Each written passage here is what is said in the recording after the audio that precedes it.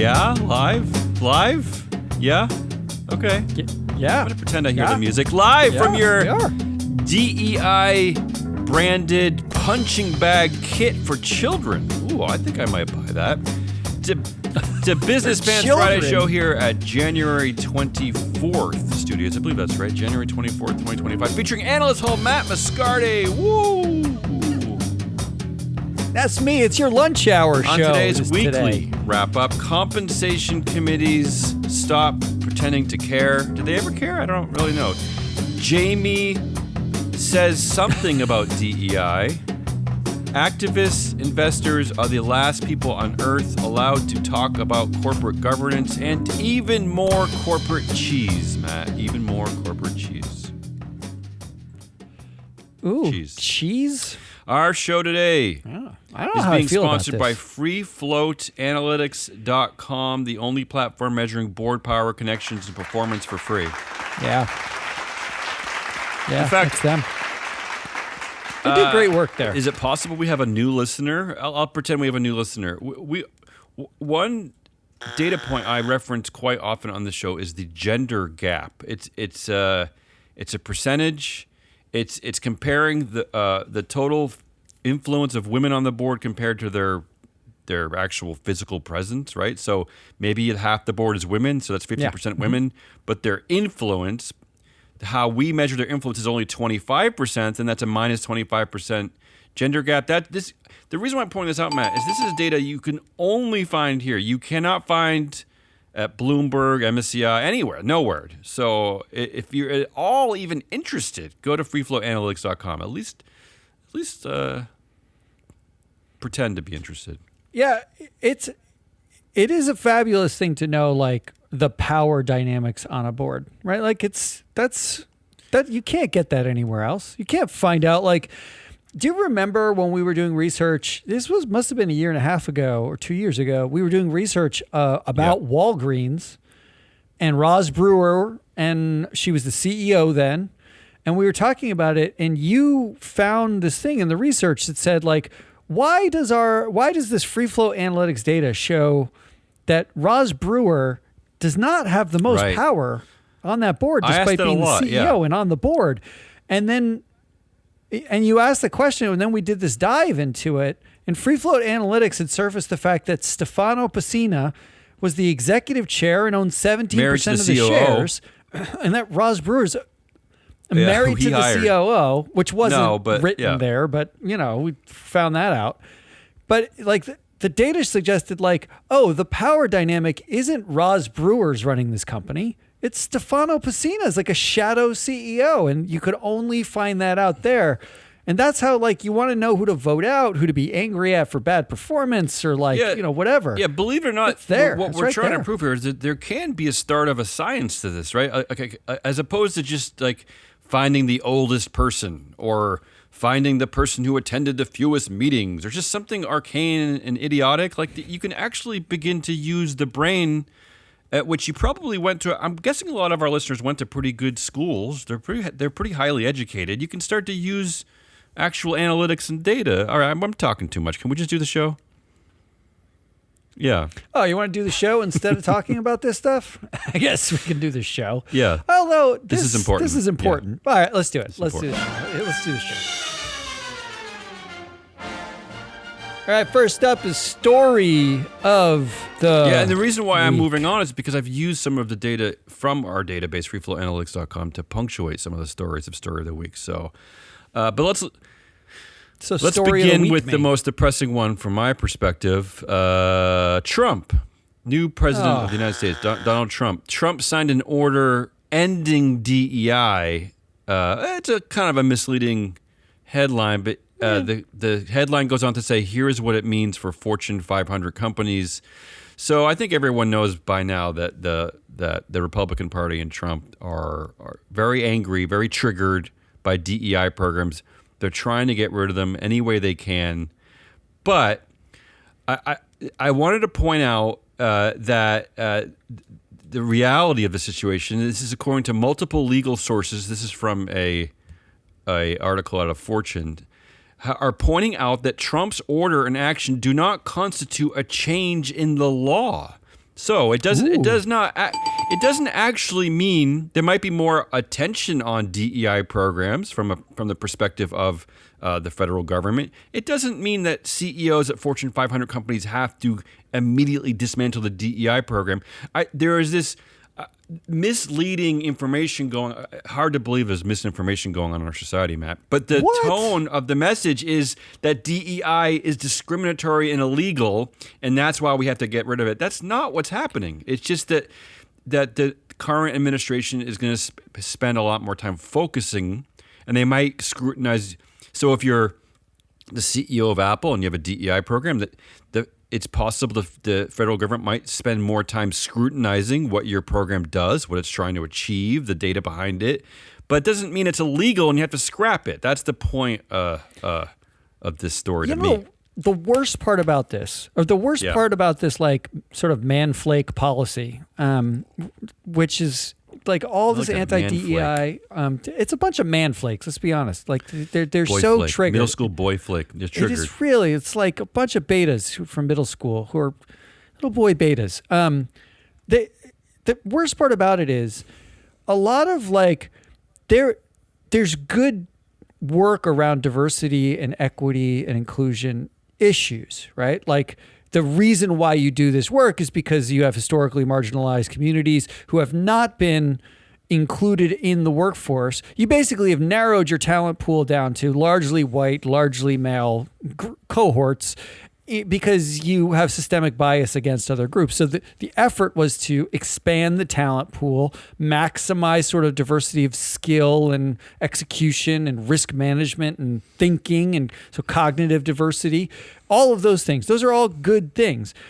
But could any of us inside of ESG, and I remember this being the case like 5 years ago when this started to crop up a lot, could any of us inside of ESG really understand what a chief diversity officer's job was to do? So the worst part is like, it's almost like we clumsily did DEI as a reaction to hundreds of years of systemic problems in this country in particular, but countries that are largely white and run by men that have diverse communities in them. We clumsily sort of solve for that by saying like, oh, just make a chief diversity officer, say that they do diversity stuff, and then it'll be fine. No one will ask us any follow-up questions. It was all, we said it was like a greenwash at the time. And now that they're shuttering it all, now it's outraged that they're shuttering it all. But the manflakes are shuttering it because they were terrified to lose their jobs. Like they're terrified it's like to realize that they didn't get their job by merit. Yeah. I don't know that they're actually terrified of losing their jobs, but I understand the narrative they're putting out there. I get what you're saying. But it's like everything about it sucks. Like it's like it sucked to begin with. It didn't necessarily like attack the problem, but like by having a chief diversity officer or like a diversity team, even that didn't necessarily solve the problem. But it was better. I agree with than what you're not saying. Having it. Okay, but this is my point of contention with all the crazies out there, all the Desiree Fixlers of the world. She's like my least favorite anti-ESG crusader is and I'm not, look, she's allowed her point of view. Fine, she doesn't like ESG. But the thing that gets me, Matt, is that we're now in a place where everything is completely knee-jerk. Everything is mob rule, and no decisions are based on a body of evidence to support a move or a shift or change.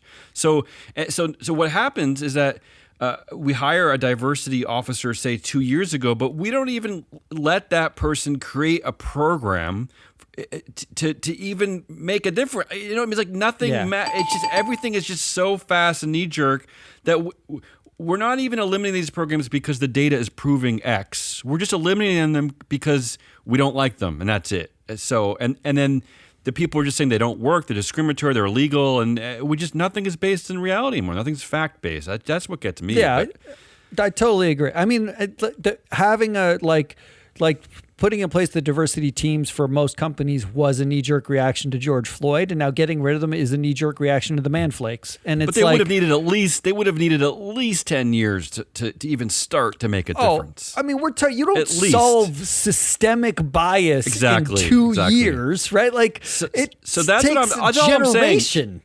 But that's all I'm saying to the boards of directors who are already backpedaling on this and absolute cowards is, why don't you let the program that you and your colleagues allowed in the first place to actually come to fruition, give it some funding, give it some support, give it some public support. And then after 10 years, then if you look, if the data is proving otherwise, if it's actually upsetting a white guy named Steve in Decatur, Illinois, because he's worried he can't get promoted and that's ruining your company, fine. But yeah, I digress. I'm joking. But can we not cater to the white guy named Steve? Like everything. I'm kidding about that part. but everything in our country, they like my wife's in medicine, and they just we're talking about the fact that they're changing the way they measure like body fat. There's a new effort to discuss obesity and how you measure obesity, because right now BMI is really the only thing that you have. But it turns out BMI was built off of statistics from like middle-aged white males in the middle America, right? Like, I was going to say, because you do see a lot of different body types out there. And it does not apply to all genders, all races, it doesn't apply to everybody. It wasn't done statistically to do that. It was just done expediently with who was in front of the doctor that creates BMI. And to be fair to the people who started it, it was a starting point, people. And that's how I see a lot of this. I see this with the ESG data. I see this with DEI, BMI. It's a starting point. We don't have to get rid of things. We can make them better. We can re-articulate a better version of BMI, right? We don't have to say we are not allowed to study human health anymore because BMI wasn't 100% accurate, right? Well, I mean, in that way, like ESG is a data set. It isn't an ideology, and DEI is a data set. It's not an ideology. It's effectively looking through and saying, like, what are the demographics of your company, and are they optimal? Or of your country, of your region, of your city. Region. Yeah. We did studies back in the day at the mothership at MSCI. We did a study about, we looked at the commuting radius around office or warehouse locations of U.S. companies that had reported their demographics. We did that because we wanted to know, are you actually optimizing your talent pool? Like, if you're in Detroit, the demographics around where you are very different than if you're in Idaho, are very different than if you're in San Francisco. So you would expect to see the demographics sort of reflect the community that commutes to you in most cases. And what you find is companies actually don't do that. Some over-optimized for one thing or under-optimized for another. Some of it has to do with who graduates, who stays, but the reality is, even when you try to control for things like that, you realize there are inherent biases in the way companies just hire, because if all the management is white males, and they tend not to hire people who don't look like them. That's just human nature. And the reality of that is you are minimizing your talent pool. That was the whole point. That's the DEI data. Come on, we learned this in third grade, Matt. It'd be like designing a bus system for a city and only asking one Tesla driver from an upper class neighborhood how he thinks that they should design the bus system for the city. We know, everyone knows this, Matt. We've known this since third grade that come on, this is like common sense stuff. What are we doing now? Here? It's like it's what are we doing? It's so triggering to me that this whole DEI discussion it's terrible. Has hit this peak, because, or nadir, whichever one you want to call it, because it's now it's being driven by to your point, the knee jerk of manflakes. This is what we talked about right before we signed on too. Is how do we? I asked you, Matt, specifically. Are people as upset by this as we are? When they see these headlines, how do they react? And what behavior does it actually affect? Do they if they are invested in the stock, do they vote against certain things? If they're consumers of the brand, do they change their buying patterns? Do they when they get together with their friends and family? Is this a topic like the Super Bowl might be? Like what? I don't know. I don't know the answer to these questions. I mean, if you were to guess, though, if you like, this is just purely speculative. But if you were to guess, wouldn't you think the topic of the conversation is Super Bowl? Is the last season of Severance? Well, is I guess Inauguration Day was also Martin Luther King Day, so it was a horribly awkward juxtaposition there. But I'm saying 76% of the American workforce is white, and the DEI conversation is probably not one that they're having. I think it's one that not all white people are the same. But I hear but I'm you. saying a lot of those people are women. A very vocal minority of people that are making waves on either side of this conversation. No, you're right. And the vast majority of people are just sitting in the middle. They want to turn on the game. They just want to have they want their chicken to be fried and cheap. And that's and then they're happy to just have complain about how much Netflix costs now, right? That's kind of it. Yeah. I don't know. That's cynical, but that's what I think. Yeah, you might be right. Let's move on. I have something to say about in this story. I'm going to save this. Jamie Dimon, CEO and chair at JP Morgan, he weighed in on the DEI. But I noticed that you have a headline about this a little later, so let's pause on that. The second story of the week, I'm calling, can we stop pretending board and shareholder oversight is a thing? Matt, the reason why I'm saying this is there's a rash of these types of headlines, and this is another sign, very troubling, another very troubling sign about what's coming. And what's coming seems to just be an utter disdain for corporate governance, let's call it. So here are the 4 headlines I chose. JP Morgan CEO Dimon's 2024 pay rises 8% to $39 million. Disney CEO Bob Iger's pay package rises 30% to $41 million. Barclays proposes 45% increase in CEO pay. Goldman CEO gets big pay boost and $80 million bonus. CEOs, they've already been king, but now all the chains are off, Matt, right? I mean, who is going to argue now against just paying these people like they're emperors? Well, we said in our prediction show that this is the death of the accountability, right? We've been talking about the death of accountability, and that would be the end of governance. We saw it coming after the election, and it's basically it's been a long time. Let's not forget. Nobody votes. Yeah, but let's not forget an election that was characterized as one that was because of the anger of the American public who are upset about inflation and high prices and high rent, and so this is the other side of that, right? So that's why it gets me. That's why in my mind, the DEI story and this are linked, right? Isn't the DEI thing a look over there while we pay ourselves over here? Isn't that always what it is? It might be. It might be.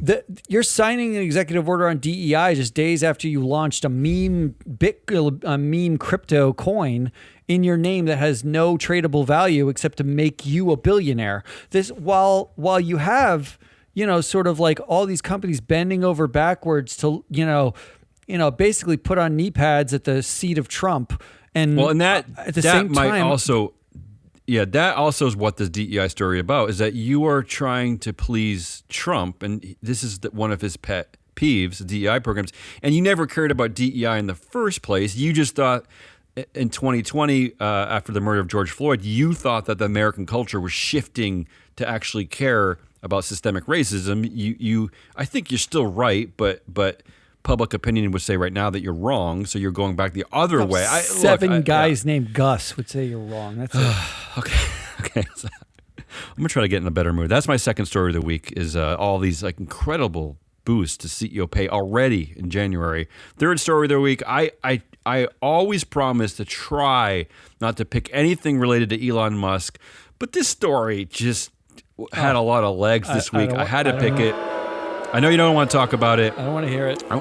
Because you don't have to vote for it, but I'm going to mention it because it was everywhere. Monday at the inauguration of Donald Trump, it would appear that Elon Musk essentially gave the Nazi salute several times. I mean, that's what it certainly looked like it to me. And And now, of course, Elon is on his own social media platform making Holocaust jokes. And look, we know this is who Elon Musk is, but this is a story that had legs, so I had to pick it for story. One of the stories I don't think, I don't think Elon Musk is saying that he's a Nazi. I think he did Elon support Musk, the. Yeah.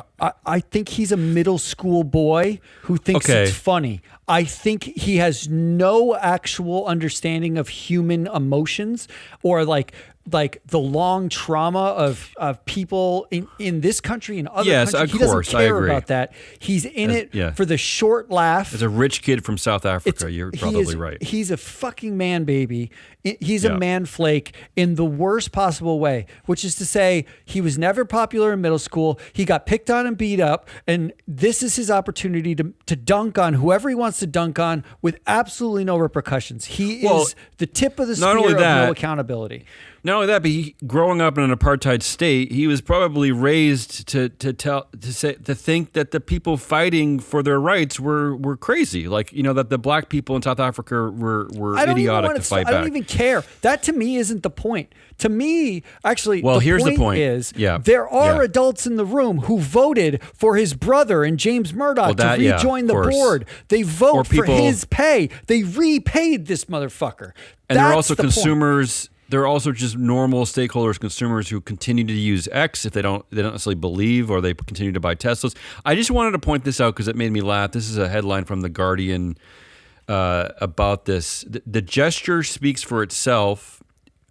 Quote, Germans respond to Musk's apparent Nazi salute. Some say it was an unambiguous Nazi salute, but others are unsure and say focus should be on Musk's stated support for far-right parties, for the neo-Nazi party in Germany. So I don't know. It just made me kind of a sad, cynical giggle there. That he might not be giving the Nazi salute, but he does support our neo-Nazi parties, so maybe you should focus on that, right? This is just a mess, just a monstrous mess.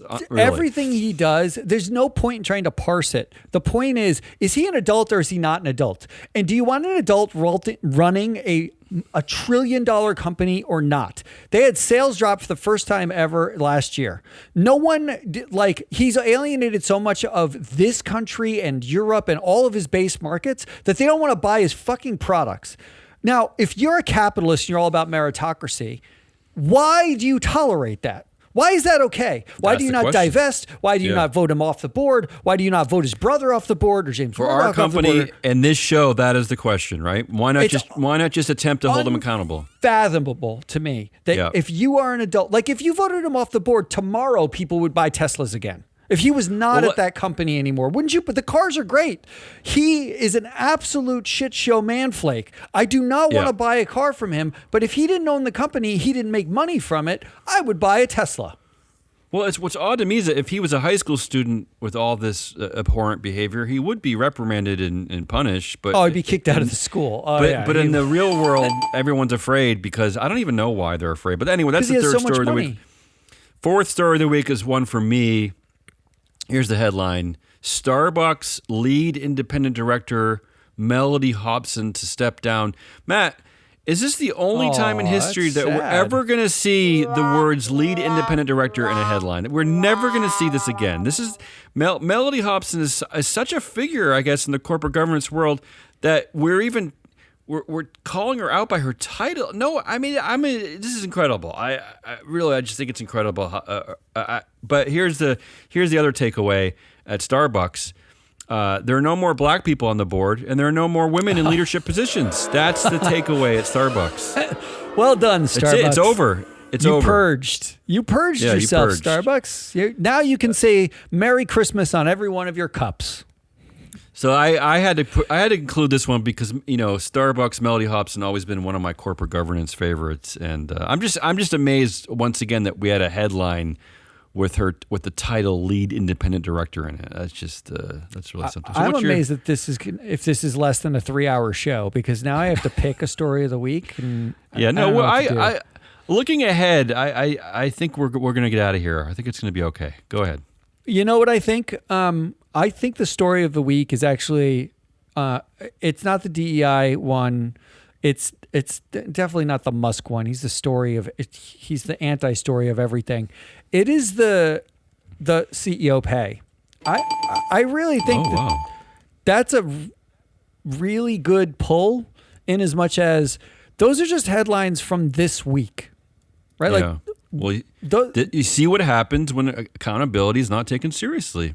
And when month after month, year after year, this backlash against ESG, let's not forget G is part of ESG. This is what you get. You get directors and investors who are unwilling to do their jobs. I know. I think this is years of investors basically ignoring the power of their proxy vote. They didn't care about it. They don't fight for it. They don't care about it. They vote in everything. They vote yes on everything that management says. They vote no on anything management doesn't say. They don't want to look like they're odd, stepping Matt, in. Which is odd, because when you hang out with most people, they'll do everything they can to tell you their opinion about everything. About the game, about the weather, about the food, everything, about how well their community is like plowing the snow, whatever.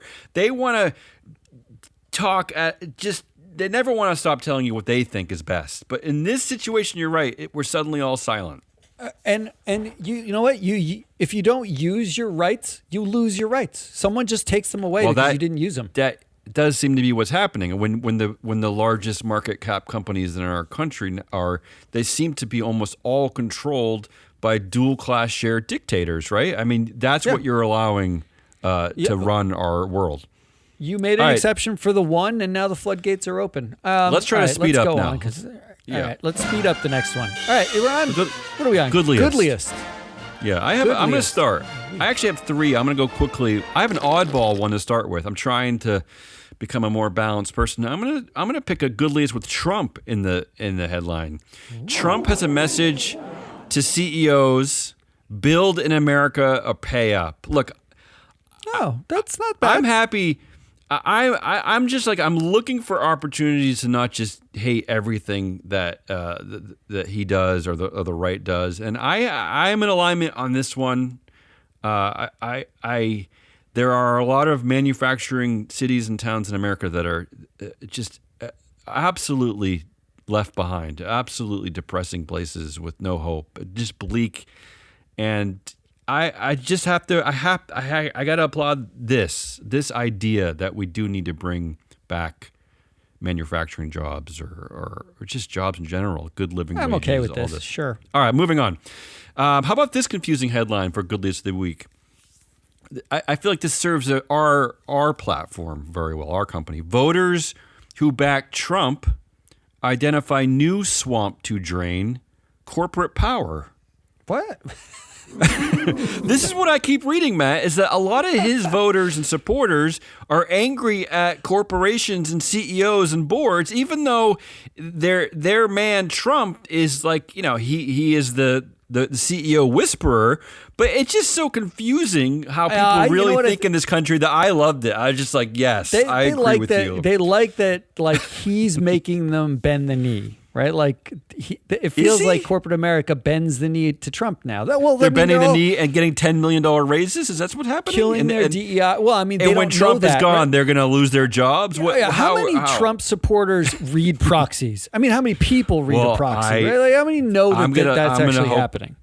Maybe more after that headline. And my third headline, quickly for Goodliest of the Week: Trump's Doge department is now down to just one leader after Vivek Ramaswamy steps down. I'm just happy he's gone. Can I be happy about something? I love that the Department of Government Efficiency got more efficient and lost a co-CEO. Yeah, they had a co-CEO, two of the least cuddly CEOs, and one of them's already ditched it. Well, one of their co-CEOs was like not qualified, never done anything actually to like make money except take money from investors. The other one has 7 fucking CEO jobs, right? So and he's one of the best video game players, I guess, in the globe. Yeah, it's awesome to be a middle schooler. Talk about Elon Musk here. Yeah. I have two.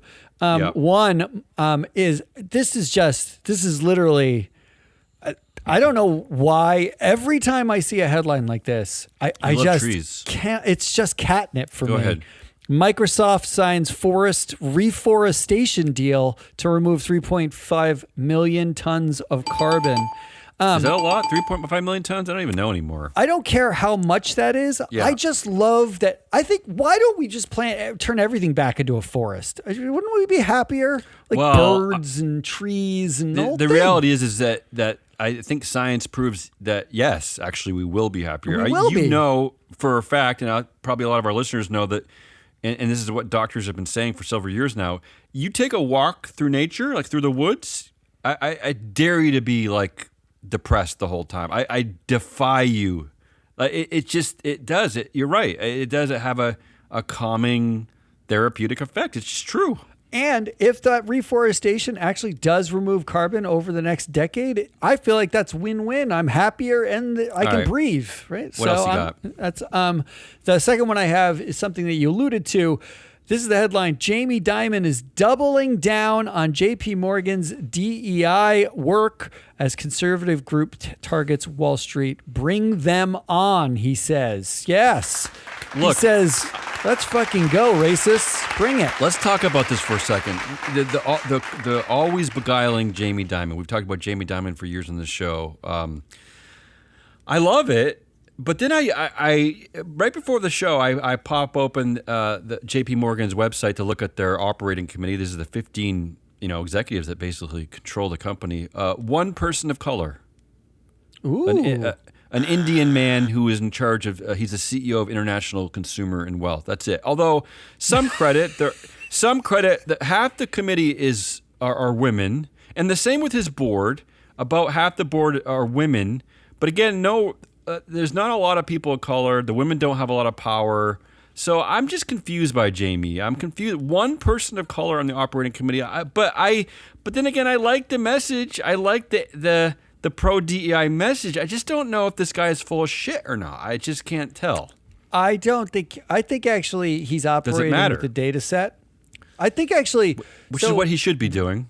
I think like what I like about this and Costco, right? Like, I actually think there are places that operate with sort of like when they do a thing, they've thought it through, they collect data, they're more rigorous about their strategy or the strategic thinking. I think what you're seeing is anyone who's doubling down on DEI, which is basically Costco and Jamie Dimon at this point, and JP Morgan, anybody who's publicly doubling down and willing to sort of face any pressure around it, either just has deep moral conviction, which is possible, unlikely, but possible, or they've done the work. I think he probably did the work and he came out the other side and said, well, there's value here. We're going to exploit the value. That's what we're going to do. Let me at least just apply the data from freeflowanalytics.com to this story, which is that Costco actually does have a balanced board. The women have power on the Costco board, okay? So this is true. It's not completely surprising that they would support DEI. It's not the same case at JP Morgan. The women clearly don't have power. I think it's a minus 20% gap. So if you're an investor or a shareholder or whatever listening to this show, here's your leverage to pressure Jamie. Be like, Jamie, we absolutely agree with you. Brilliant, but let's work on some leadership positions on their board. I couldn't find a single woman with any meaningful leadership position on their board unless it was like women controlled the public responsibility committee and the risk committee is two types of tasks that are usually left with women, right? To clean up the mess that the boys make, essentially. Yeah, it's be mom and clean up. Yeah. Right. So anyway, those are the goodliest. I'll just pick trees. Yeah, it's 100% trees. I don't care. It can't be anything else. It can't be anything else because I can't vote for the others. Yeah, all right. I like trees. Are you ready for Assholiest of the week? I'm always ready, yeah. All right. Let's go. Let's do this thing. First up is John Deere. Oh, God. Wait, we talked about them in the past. What's new? Okay, what's new is they have a new proxy out and a new annual general meeting coming up. Good. So this is a message for John Deere. John Deere. Got it. Instead of sticking up for yourself against a pretend journalist with zero credibility who's basically pretending to be an ESG analyst, and you talking about Robbie Starbuck? Yeah, he's really just like an anti-gay middle school boy, right? Yeah, he's a nothing. He's nothing. He has He's no. literally He has no. nothing. He does not have the background for this fight. Not like forget background. Other than anger. Other than getting retweeted by Elon Musk, he was nothing. Yeah. Like he was nobody. No, still is nothing. Instead of sticking up for yourself against him, you caved. You caved to him. You caved, and now in your proxy, you have not one, but 3 shareholder proposals about DEI. Are they? How many are from the National Legal Whatever Center Policy? Well, there are 2 of them. One is from the National Legal and Policy Center, who owns 8 shares of Deere. So they're not doing this for their economic interest. They're doing this. But to be clear, we're data analysts. It's more than 6 shares. Your math is correct. I can check that for you. The other one is the National Center for Public Policy Research, which is their dirty, hateful cousin. Yeah. Yes. Yeah. It's their ugly uncle. They own $2,000 worth. So good for them. Oh, but there is a third from Boyer Research. Do you remember Boyer Research? Oh yes, unfortunately I do. Yeah. They own 100 shares, and they're the providers of ISS's ESG skeptic policy. Yeah, they're the hateful alternative to normal investing. You want to know the deep research team at Boyer Research? On the deep research team at Boyer Research are 5 people with the last name Boyer and 2 other people. Matt, but wait, stop the recording for a second here. What about the meritocracy? I don't understand. They all got there by merit. I'm confused. Yes. They just happen to be related. It's not same with Robbie Starbuck, right? He had a long legal career, a long career in ESG, a long career in like diversity issues and journalism, and that's how it's the merit of his background that lets him be the leading voice to argue against programs that benefit large swaths of our land. He's an academic who did the research first and then wrote a paper about it. Got it. All right, so this is what you get, John Deere. Here's what you got. You got there's a 4th proposal from As You Sow, who has 26,000 shares that they're voting on. That's a bit. They wrote this on behalf of. Yeah. They ask for a shareholder proposal on a report on racial and gender hiring statistics. Is National Legal and Policy Center. Okay, we know what that is. As You Sow asked for a report on the effectiveness on efforts to create a meritocratic workplace. In fact, the guts of what As You Sow is asking for is a report on racial and gender hiring statistics. That's what they're asking for. Yeah, just give us the data. They're getting 2 shareholder proposals on the same thing. We want data. One wants data to show that you're not discriminating against white people. The other one wants the data to prove that you're actually hiring on meritocracy using gender and hiring statistics, right? Yeah. So they're asking for the same effective data. In fact, John Deere was so clever, they, no joke, copy and pasted their response for each one to the other. Oh, nice. The same response to both. That's the meritocracy in action. Yeah, copying, pasting. And John Deere, because you're so fucking cowardly, you only challenged one of those 2 to exclude it from the proxy. Can you guess which one? I think it's going to be one that ends with owning 20,000 shares. Yes, correct. They actually pushed back on the group that is the only one that is representing a real economic interest in John Deere, 26,000 shares. They pushed back on As You Sow, and the other ones they're letting go for a vote. The other 2 shareholder proposals include one asking for a new committee on the board to show how committed they are to making money. That's not a joke. They're calling it a corporate financial sustainability report, which makes it sound like sustainability. But what they mean is how much money are you going to keep making for us sustainably? And we want a board committee to oversee that. That is absolutely childish, juvenile. And the second one is who's the proponent on that one? That one's National Center for Public Policy Research. Got it. Yeah. And the Boyer Research one is basically asking for a report on whether or not they discriminate against white conservatives in their philanthropy. That's why, basically because they're donating to Frederick Douglass. No, they're donating to like they have a foundation that like works in sub-Saharan Africa to do farming, but they're like, well, you once mentioned the Human Rights Campaign, and Southern Poverty Law Center says that white conservatives are hate groups. So did one of their executives once say something nice about Martin Luther King? That seems illegal too. It would really piss them off. Yeah. But no, John Deere, what you thought was, if we just cut our DEI stuff because Manflake told us to, put out a press release, they'll probably go away. Everything will be done. We don't, we might offend a couple of black people or gays or whatever, but it'll go away. It's a news cycle. It's fine. You were wrong. Your board was wrong. Your management team was wrong. And you know what happens when a middle school bully takes your lunch money because you don't put up a fight? The next day, they want your lunch money again, you moron. They don't go away, They don't stop fucking bullying you because you're a coward. They bully you more. If you had grown a spine like Costco had, in fact, give Costco a call. Ask them how they did it. Because if you had grown a spine, you could be here not with 4 separate fucking shareholder proposals that you have to spend, your time writing, trying to exclude or writing against or whatever about the same thing. Instead, you could just move on with your life. Well, you might want to call Costco anyway because it's a business that clearly knows what they're doing. Maybe they'll sell some more Deere products for you. Oh, good point. I like that. Yeah. That's a good idea. All right. So that's John the first Deere, asshole, number 1. John Deere, yeah. Number 2, the proxy vote at Air Products. Yes, there was a proxy contest. Mantle Ridge brought a proxy contest against Air Products, right? Mantle Ridge, is that it? That's right. Mantle Ridge did that. So here's what I looked at, okay? This is all data. This is all free flow analytics data. And it's either on freeflowanalytics.com or you can get it by contacting Free Float because they sell a lot of the wider data set. And if you don't get it, reach out and let's talk about it.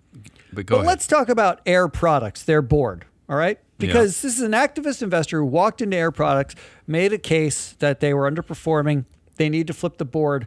And here's what Air Products board looked like, according to data, real data about these people, individuals.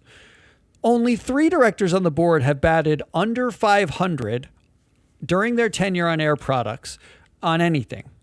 And 2 have been on, 2 have actually batted under 500 across all the boards they've been on in the last 7 years. So these are not dramatic underperformers. They're pretty average. They're not underperforming. The 80-year-old CEO of Air Products has been on the board since 2013, and he has 32% influence. Ghassemi, yeah. Ghassemi, yes. There are 81 current directors that are 80 years old or older with more than 30% influence in the United States, 21 of whom are CEOs. Okay. Meaning he is 80. He's one of 21 CEOs in the United States who are the same age with the same amount of power or more. This is all market cap size, not just large cap. All market caps. All of our data. Caps. Okay, got it. Of those 21 old, powerful CEOs, 12, about just over half of them, are worse than Ghassemi on TSR and earnings. Meaning he is average. He's the middle of the pack. He's old and powerful and average relative to other old, powerful guys, right? Yep. 22% of the Air Products board are connected through other directorships, interlocks. Okay. There are 900 U.S. companies with a higher degree of interlocks. 12 of those companies have directors over 80 years old with greater than 30% influence, meaning there are... What I'm getting at here... Yeah, what are you getting at? Help me out. There are over a dozen companies that are worse than Air Products. Okay. Right now, in the data, that have been worse for years. Underperforming boards, highly interconnected boards, old and no succession, plan necessarily articulated with CEOs that are old and powerful. But Matt, if an activist investor doesn't say something about those companies, are we allowed to care? Well, here's what drives me. Here's the fucking assholery of it. Go ahead. what the fuck does ISS and Glass Lewis do all day when this is what they wrote about Air Products only after Mantle Ridge takes a position and makes their case? Mantle Ridge reaches out to ISS and Glass Lewis after they take their stake and make their case, and it gives them the presentation and they have a conversation. This is what ISS wrote. With that said, one must acknowledge the reality of Ghassemi's age, and the board should have a robust strategy in preparation for his eventual departure. Confoundingly, the board appears to have ceded control of deciding Ghassemi's successor to Ghassemi himself. How is that different from the 20 companies that I pulled where you have the exact same age person with at least as much power? It's not only that, Matt, but looking at our data, there are 3 men all over 70 years old, all been on the board since 2013, who have a combined influence of over 2/3. I think it's like 67%. So ISS, where were you to weigh in on this matter before? I mean, clearly there's a triumvirate of power here that controlling succession, controlling everything. Where were you before to break up that power? I don't understand. I just don't get why it takes an activist investor for ISS to start having thoughts. Like Egan Jones wrote, we firmly believe that Air Products' unsatisfactory performance stems in part from mismanagement and the absence of effective leadership to guide the company. What performance are they talking about? Share price? They're talking about like some capital investments, some whatever. Like they list a couple of these things. How is this different from last year?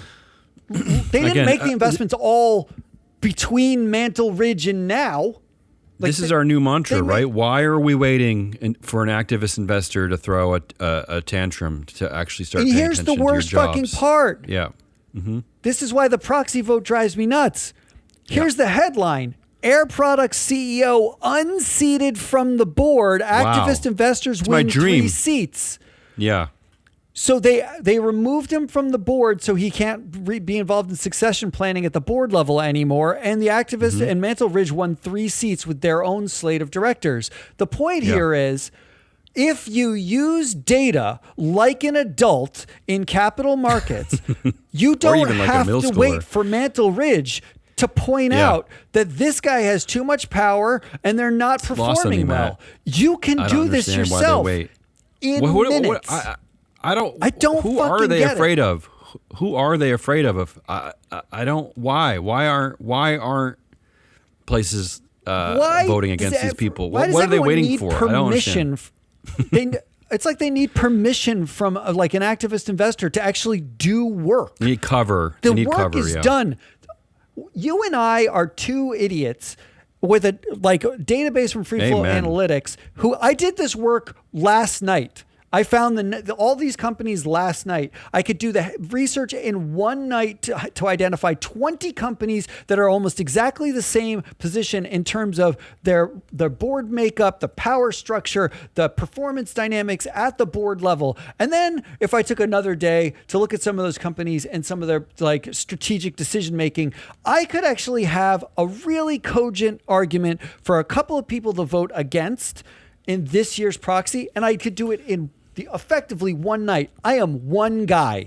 These are places that have teams covering thousands of companies, and they are doing it badly because they don't have the data. I don't understand it at all. I really don't. While Damien's gone, since I'm still live streaming here, if you're an investor, I'm going to talk to you because Damien's not here. If you're an investor, the data exists. You don't have to make decisions in the dark. I actually know stewardship team. I've talked to a lot of stewardship teams, a lot of analysts at the analyst level who tell me all the time that they would love to do more if they just had the time or the resources to do it. I know that stewardship is looked at as an expense, not a source of alpha, because really what you're doing is you're kind of playing defense, right? You're effectively, stewardship is about protecting your asset. That's a defensive stance. That's not offensive. So when you end up in a position where a portfolio manager says, why are we spending money on this? It doesn't generate alpha. The fact is, it's really hard for you to go out and say, well, we're avoiding losses, right? Because it's hard to prove. You can't prove the negative. But there is scalable data that exists to do this. There are methods to do this. It's 2025. You don't have to rely on ISS waiting for Mantle Ridge to take a position in Air Products before anybody has an opinion about a board member or performance or switching a board member or anything like that. The fact is, you can do it now. We're doing it with a team of two and a half. Right? Ari, is we're still working with us, doing a lot of this research. We pump out this data all the time. It's on a free platform. You can actually see it. It's infuriating to think that in an age where accountability matters more than ever, especially as you have a group, they're calling it the broligarchy in this country, right? But the whole world is shifting in a way where we're sort of ceding control to a very small handful of millionaires or billionaires. They're millionaires. No one's ceding it to millionaires. Billionaires, almost trillionaires, nearing trillionaires. We're ceding control to a very small handful of people. It's been happening over decades, but it's really sort of like effectively the populist vote is pushing it even further. Accountability matters more now than ever. And if you don't want to be seen as not holding someone accountable, you want to talk about the meritocracy. Meritocracy can be a number. It can be, how did you actually perform during your tenure? We'll give you three years. How have you performed? How have you added value? Can you prove that you added value? What does this team look like? What do the skills on this team look like? You could do all that. You could do that analysis right now. You can do it for 9,000 companies on Earth on a database that's free. We have the data for 90,000 active directors and 220,000 directors in over the last 7 years. We're two jamooks. We're like, who the hell are we? We recognized that there was an opportunity here to build something, and we built it. So that's the end of my rant. Damien's signing back on, and we can move on with our asshole of the week. Keep going. Are you back, Damien? Keep going. Oh, I'm gonna do the next one. I gave a pitch for why investors should be using data. All right, so that's number 2, Air Products proxy vote. Number 3, Will Hild of Consumers Research.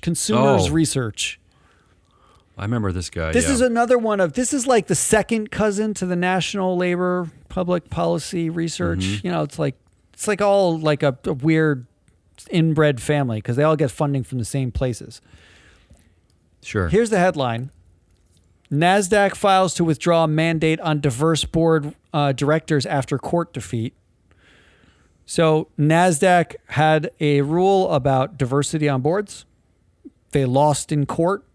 That basically they couldn't have that rule. The reason being it didn't conform with the sort of exchange, rules set out for, nationally recognized organizations for exchanges.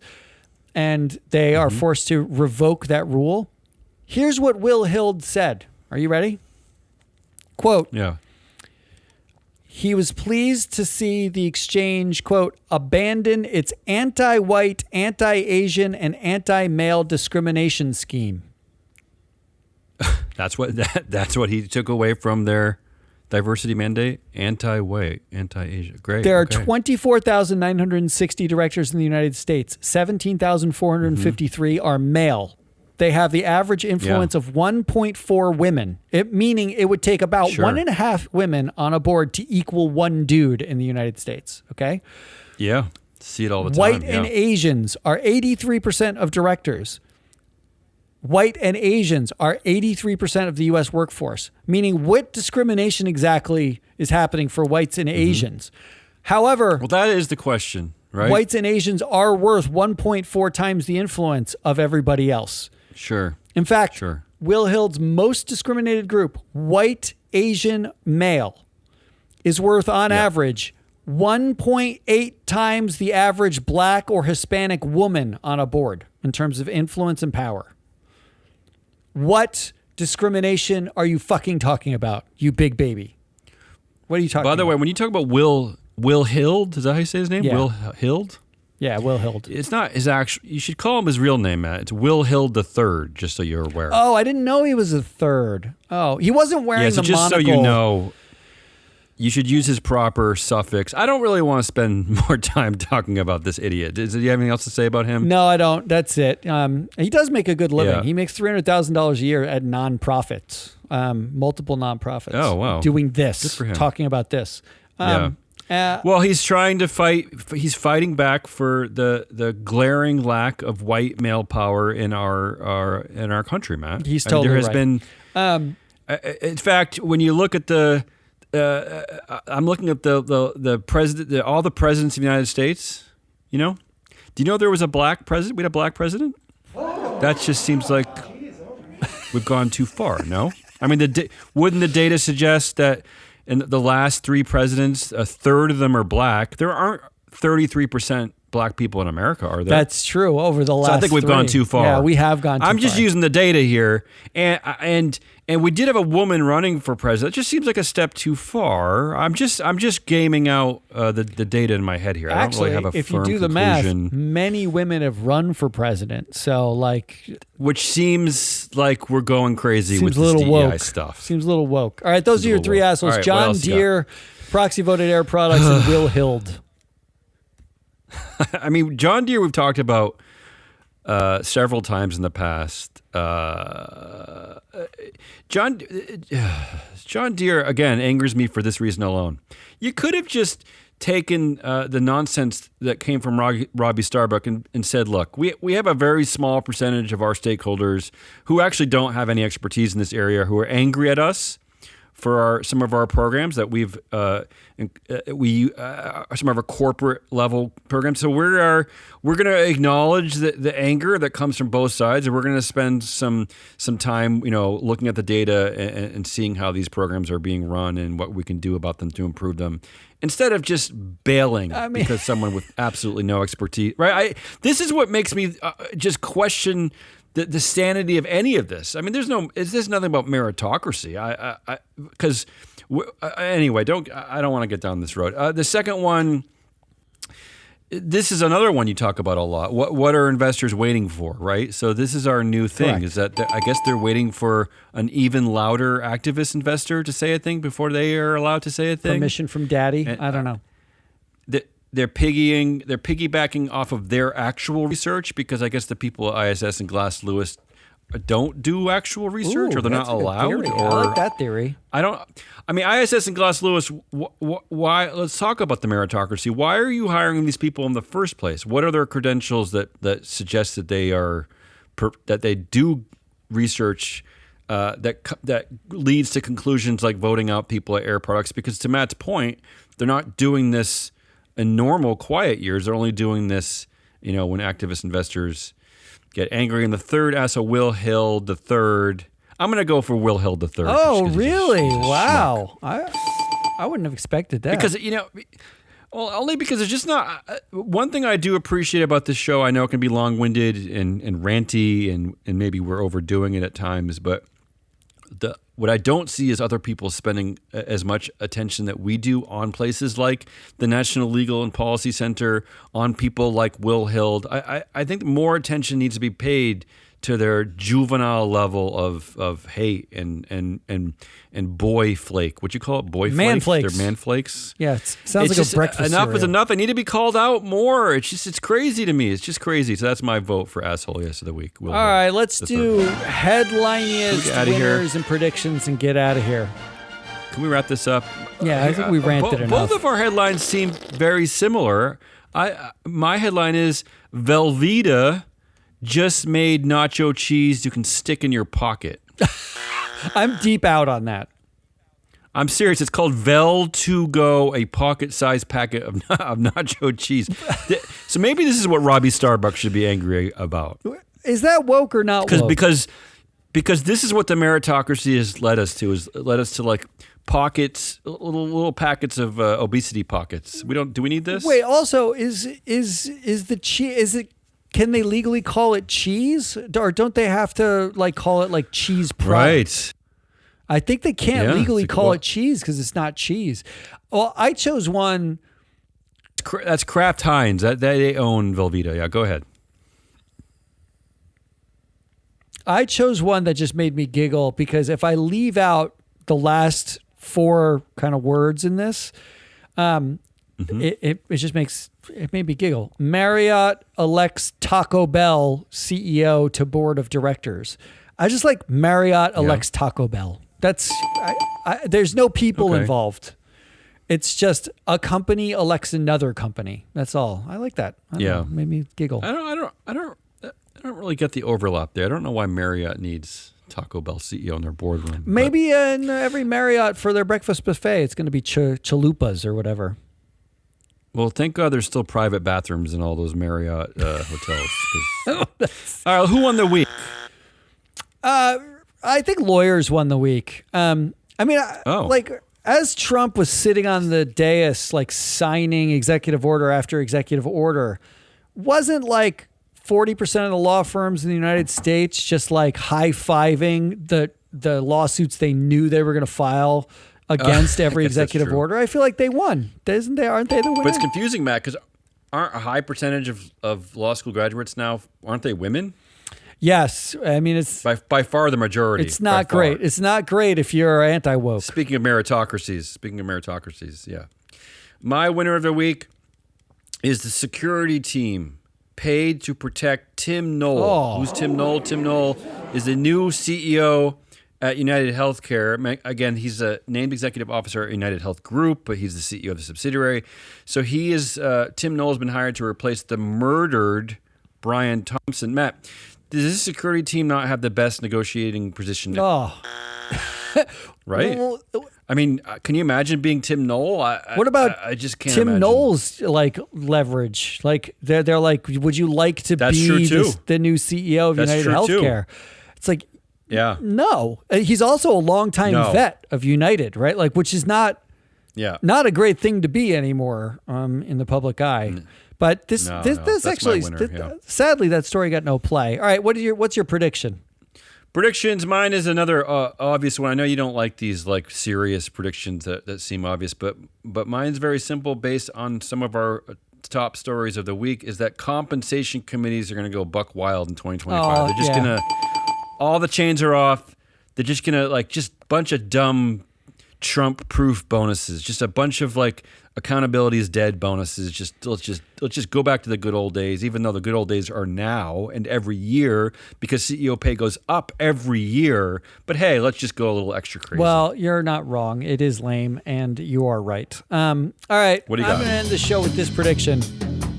There was a story about how Zuck's Instagram was like blocking all sorts of new stuff, adding Trump to your Instagram feed. It's like blocking searches for Democrats? Zuckerberg's new algorithms, I think, will actually start automatically appending the word boobs to every user search, no matter what you search for. Okay. Like, you want fancy dress, just add the word boobs at the end. Except when you search for Democrats, because they blocked the search for Democrats, if you search for Democrats, it also replaces the word Democrats with boobs.